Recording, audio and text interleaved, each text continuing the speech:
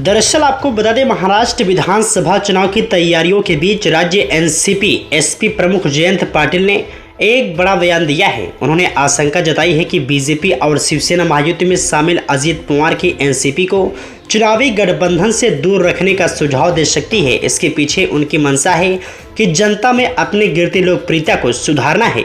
वे अजीत पवार और उनकी पार्टी को चुनाव के बाद फिर से गठबंधन में शामिल होने के लिए कहेंगे। दरअसल जयंत पाटिल ने कहा है कि देश भर में बीजेपी की विश्वसनीयता को अजीत पवार की एनसीपी को महायुति में शामिल करने के बाद नुकसान हुआ है।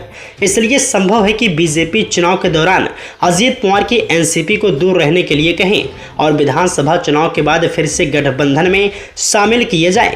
उन्हें अलग से चुनाव लड़ने के लिए भी कहा जा सकता है और चुनाव के बाद फिर से हाथ मिलाया जा सकता है। उन्होंने यह भी संकेत दिया है कि बीजेपी और शिवसेना के नेता एनसीपी और अजीत पवार की सार्वजनिक मौजूदगी पर आलोचना कर रहे हैं।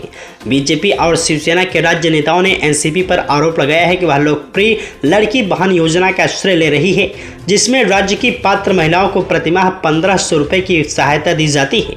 इस योजना को अजीत पवार द्वारा शुरू किया गया एक कार्यक्रम बताकर प्रचारित किया जा रहा है। दरअसल पिछले सप्ताह शिवसेना के मंत्री तानाजी सावंत के एनसीपी पर बयान ने भी विवाद उत्पन्न कर दिया था, जिससे एनसीपी को पलटवार करना पड़ा।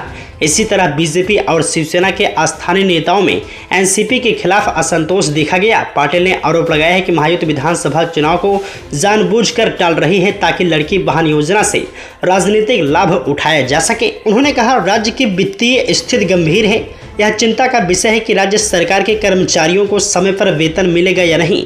महायुति का प्राथमिक लक्ष्य केवल सत्ता पर पकड़ बनाए रखना है, राज्य की भलाई नहीं। वे केवल अगले कुछ महीनों के बारे में सोच रहे हैं।